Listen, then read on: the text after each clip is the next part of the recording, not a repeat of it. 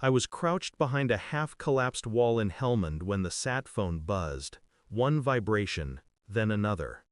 "Your daughter's in a coma," the doctor said.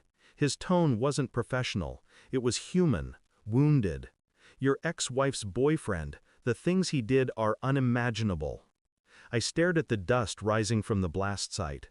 My rifle hung loose in my hands.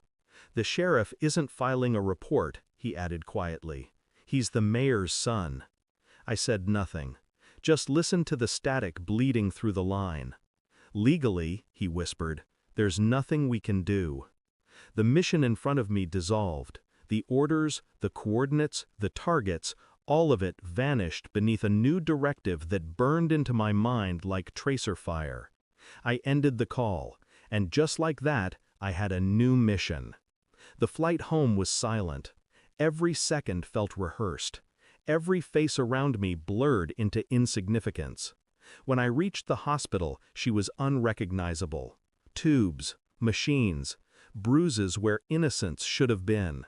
My daughter, 8 years old. The nurse avoided my eyes. My ex-wife didn't.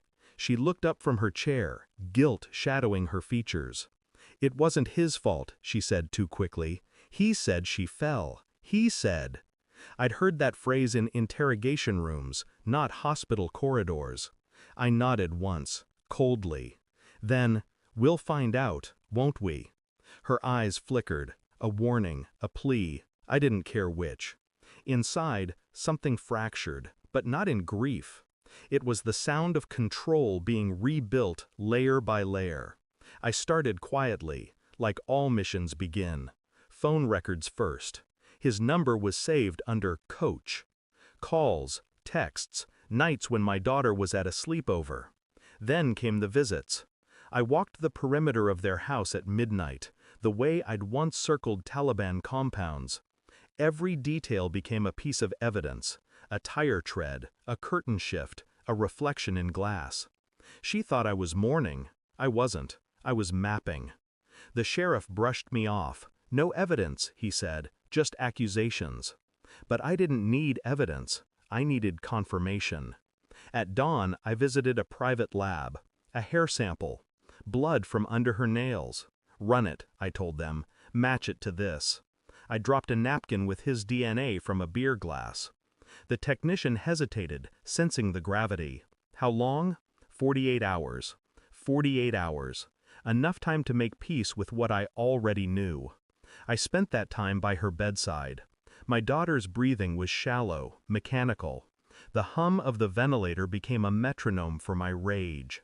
My ex-wife came in once, tried to touch my shoulder. I didn't move. She whispered, "You can't fix this." She was wrong. Fixing things was what I did best. The lab called the next morning. "Match confirmed," the technician said, voice tight. "It's him." No emotion, no surprise. Just the click of a safety coming off inside my mind. That night I asked her to meet me at the hospital. She came, dressed like she was attending a funeral. Maybe she was. I handed her the sealed envelope. She opened it with trembling fingers. Her eyes widened. You tested?" "Yes." Silence. Just the sound of machines breathing for my child. She crumpled. "I didn't know," he said. I didn't respond. Words were wasted on people who'd already chosen their side. "I'll fix it," she sobbed. I looked at her the way I used to look at detainees when they finally broke. Pity masked behind precision. "You already did." The mayor's son was hosting a charity dinner the next evening, smiling for cameras, shaking hands, pretending his world wasn't seconds from imploding. I walked in wearing my uniform. The room went still. No one questioned the man who moved like a weapon. He saw me. His smile faltered. I said nothing, just placed a folder on the table beside his champagne glass. Photographs, lab reports, copies of text logs. His hand trembled as he flipped through the pages. "You should have stayed out of it," he whispered. I leaned in, close enough for him to smell the dust of a foreign war still clinging to me. I don't know how. Then I turned and walked away. By morning, the photos were everywhere. sent to every news outlet, every police contact, every military forum I still had ties to. The city didn't protect him this time. Justice didn't knock, it kicked the door in. My daughter woke 3 days later. The first word she said was my name. I smiled. Small, controlled. Her mother wasn't there. She'd left town.